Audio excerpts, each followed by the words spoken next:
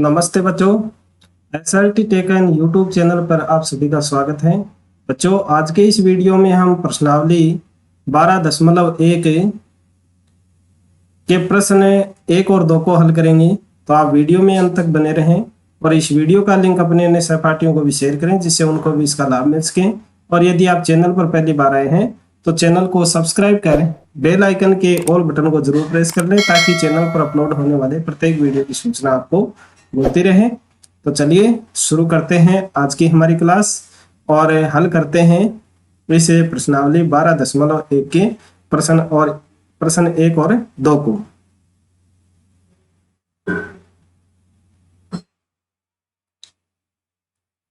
देखिए, पहला प्रश्न आपकी स्क्रीन के ऊपर है।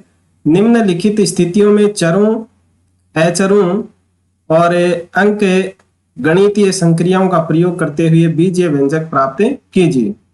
तो बच्चों, इसमें आपको क्या करना है, बीजीय व्यंजक बनाने हैं। जो भी सवाल दिए गए हैं उनको, तो इसमें पहला सवाल है वो दिया गया है संख्या y में से z को घटाना। तो ऐसे जो सवाल हैं उनको हल करने के लिए बच्चों आपको जितना सवाल आप पढ़ें उतना आप करते चले जाएं। तो संख्या y में से, तो y में से, तो y लिख दें जो का त्यों, में से का मतलब है यहाँ माइनस z को घटाना है, तो y माइनस z।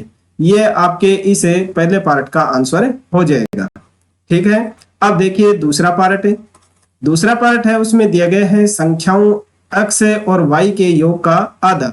तो सबसे पहले आपको ये दो संख्याएं दी गई हैं x और y, इन दोनों का योग करना है, फिर इनका आधा करना है।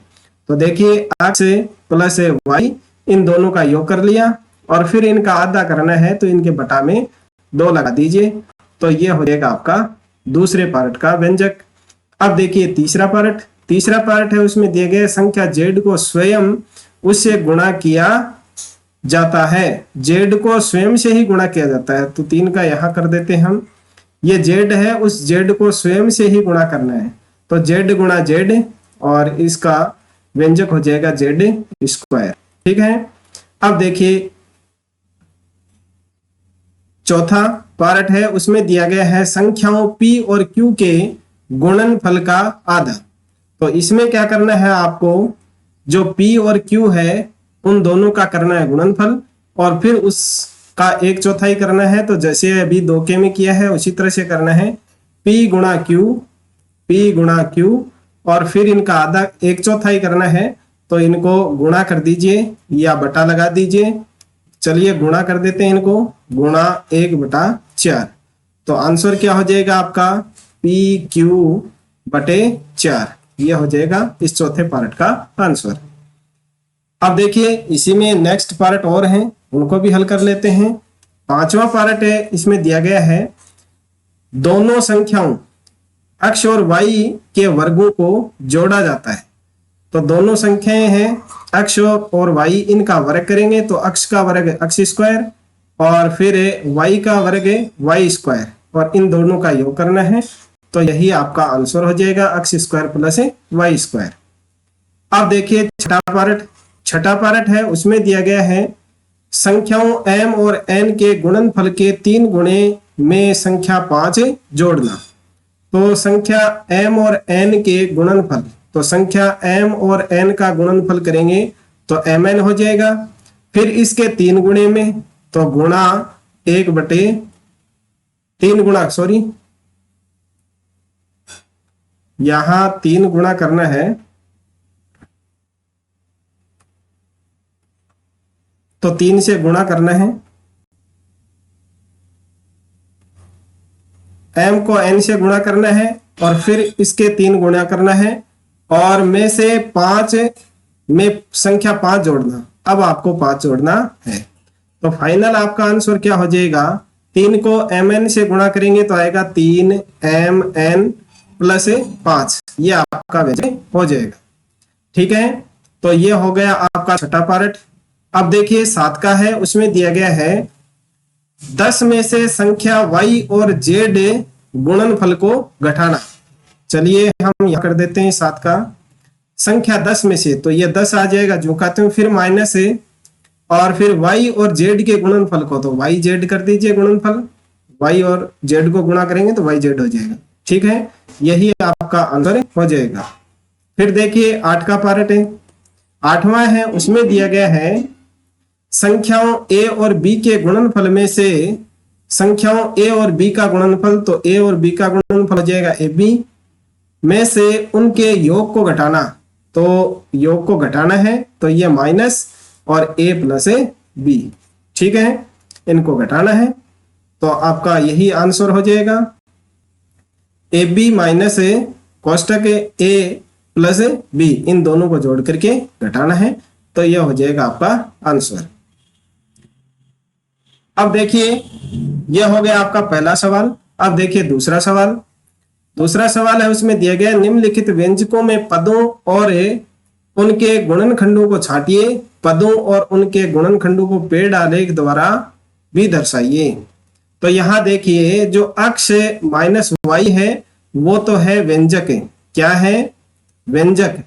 अब हमें इनके पदों को छांटना है और फिर उनके गुणनखंड छांटने हैं। तो इसमें देखिए पद हैं वो दो दिए हुए हैं, पद क्या है, दो हैं, एक पद है अक्ष और दूसरा पद है -3, ठीक है। अब इन पदों के गुणनखंड हमें छांटने हैं, गुणनखंड, इन पदों के गुणनखंड करके हमें बताने हैं। तो जो अक्ष है उस अक्ष के गुणनखंड होंगे 1 गुणा अक्ष, ठीक है, और जो -3 है उसका गुणनखंड हो जाएगा -3 गुणा 1। तो ये इसके गुणनखंड हो गए। अब क्या बताया गया है इसमें, पेड़ आरेख द्वारा भी आपको बताना है। तो एक चित्र आप बना लीजिए, जैसे पेड़ होता है उस पेड़ के तरह का एक चित्र बना लीजिए। मान लिया ये एक पेड़ है, यानी ये पेड़ का क्या है, तना है, ठीक है, और ये तना तो क्या हो गया, व्यंजक हो गया। तो इसमें आप इसे व्यंजक को लिख दीजिए अक्ष -3, ठीक है। अब पद हैं वो इसकी शाखाएं हैं, तो इसकी शाखाएं कितनी है, पद कितने, इसके 2 हैं। तो मान लिया ये इसकी 2 शाखाएं हो गई, ये पेड़ है, इस पेड़ की ये 2 शाखाएं हो गई। एक है वो अक्ष है और दूसरा -3 है। अब इन शाखाओं की क्या हो गई, टहनियां हो गई। तो इसकी एक टहनी तो हो गई, इस तरह से बना लीजिए, ये एक हो गया और ये अक्ष हो गया। इसी तरह से इसकी भी 2 टहनियां हो गई इस तरह से। तो एक टहनी है वो -3 हो जाएगी और दूसरी हो जाएगी -1। तो इस तरह से आपको एक सुंदर सा पेड़ का आलेख भी बनाना है।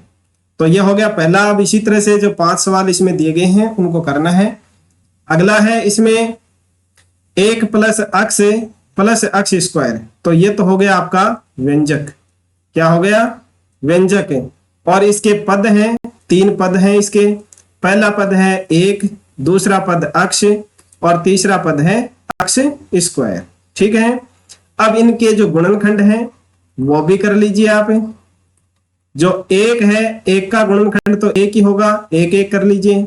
और जो अक्ष है, अक्ष का गुणनखंड हो जाएगा 1 और 1 गुणा अक्ष। और जो अक्ष स्क्वायर है उसका गुणनखंड हो जाएगा अक्ष गुणा अक्ष। ये इनके हो गए गुणनखंड तीनों के। एक का गुणनखंड ये हो गया, दूसरा ये हो गया और तीसरा ये हो गया। अब इसको भी आपको पेड़ आरेख के द्वारा बताना है। तो आप ये हो गया आपका व्यंजक, इस जगह बना लीजिए आप 1 प्लस अक्ष स्क्वायर। अब इसके 3 पद हैं तो इसके 3 शाखाएं बना दीजिए इस तरह से, और इन शाखाओं में इनको लिख दीजिए। एक में हो गया 1, फिर अक्ष और फिर अक्ष स्क्वायर। तो यहाँ इनकी 2 टहनियां हो गई, इनको आप लिख दीजिए अक्ष और ये अक्ष, और इसकी एक ही है, इसको अक्ष लिख दीजिए और ये हो जाएगी 1, ठीक है। और इसमें 1 और 1, इस तरह से आपको बना लेना है अपने हिसाब से। अब देखिए नेक्स्ट सी का है, उसमें ये तो हो जाएगा व्यंजक है। व्यंजक दिया हुआ है y माइनस वाई की क्यूब, और इसके पद हैं वो 2 हो गए y और -y क्यूब, ठीक है। अब इनके जो गुणनखंड हैं वो आप लिख दीजिए। गुणनखंड हो जाएगा इसका 1 गुणा y और इस y माइनस वाई की घात 3 है, इसके गुणनखंड हो जाएंगे माइनस वाई गुणा माइनस वाई गुणा माइनस वाई। ठीक है, ये इसके गुणनखंड हो गए। अब मैंने आपको पेड़ डायरेक्ट बनाने का तरीका बता दिया। सबसे पहले आपको ये व्यंजक लिखना है तने के रूप में, ये पद हैं वो आपको लिखने हैं शाखाओं के रूप में, और फिर ये जो गुणनखंड है वो लिखने हैं आपको टेनियों के रूप में। ठीक है, अब देखिए नेक्स्ट है डी का है, उसमें दिया गया है 5 अक्ष वाई स्क्वायर प्लस 7 अक्ष स्क्वायर वाई। तो ये तो हो गया आपका व्यंजक, और इसमें दो पद दिए हुए हैं। पहला पद है 5 अक्ष वाई स्क्वायर और दूसरा पद है वो है 7 अक्ष स्क्वायर वाई। ठीक है, अब इनके हम करेंगे गुणनखंड। तो जो पहला पद है उसके गुणनखंड होंगे आपके 5 गुणा अक्ष गुणा वाई गुणा वाई, और जो दूसरा पद है उसके गुणनखंड होंगे 7 गुणा अक्ष गुणा वाई। ठीक है, अब आपको इनको पेड़ आरेख के द्वारा समझा देना है। जैसे सबसे पहले आप इनको इस तरह से एक आलेख भी बना सकते हैं, वही आपका पेड़ आलेख मान लिया जाएगा। 7 अक्ष वाई स्क्वायर प्लस 7 अक्ष स्क्वायर वाई। ठीक है, अब इसके जितने पद हैं उतने आप नीचे इस तरह से बना लीजिए। एक पद है इसका 5 अक्ष वाई स्क्वायर, तो एक ये हो जाएगा, और दूसरा बॉक्स है उसमें जो दूसरा पद है उसको लिख दीजिए 7 अक्ष स्क्वायर वाई। ठीक है, अब इनके जो पद हैं उनको अलग अलग लिख दीजिए। जैसे इसके हो गए, एक पद ये हो गया, दूसरा ये हो गया, तीसरा ये हो गया, चौथा ये हो गया, और ये है वो आप इस तरह से लिख दीजिए। ये एक पद इसका ये हो गया, दूसरा ये हो गया, तीसरा ये हो गया और चौथा ये हो गया। ये आप इनके नीचे लिख सकते हैं। इस तरह का आलेख भी आप बना सकते हैं। अब देखिए इसमें ई का, ये है व्यंजक आपका a minus A B plus 2b square minus 3a square.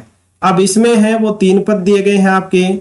पहला पद है माइनस ए बी, दूसरा पद है 2b स्क्वायर और तीसरा पद है माइनस 3a स्क्वायर। ठीक है, अब इनके आपको गुणनखंड करने हैं, गुणनखंड। ठीक है, तो ये आपका हो गया पद, ये व्यंजक है, ये व्यंजक है। आप यहीं से इनका आलेख है वो बनाना शुरू कर दीजिए। ये हो गया इसका एक पद है, ये हो गया दूसरा पद है, और ये हो गया इसका तीसरा। ठीक है, अब ये जो पहला है इसके गुणनखंड हम लिख देंगे माइनस ए, और दूसरा है इसका b, ये हो गया b, और इसके गुणनखंड हैं वो हो जाएंगे 2 और फिर b गुणा b, ये b और ये b। ये इसके गुणनखंड हो गए तीनों इस तरह से। और ये जो है इसके गुणनखंड हम यहाँ लिख देते हैं। पहला गुणनखंड इसका -3, फिर a और फिर दूसरा a। तो ये हो गए इसके गुणनखंड। इस तरह से भी इनको दर्शा सकते हैं आप। तो बच्चों आज के वीडियो में बस इतना ही। आई होप वीडियो आपको पसंद आया होगा, तो इस वीडियो को कर दीजिए लाइक, अपने अन्य साथियों को शेयर भी कर दीजिए, और चैनल को सब्सक्राइब करना ना भूलें। मिलते हैं अगले वीडियो में, तब तक के लिए नमस्कार, थैंक यू।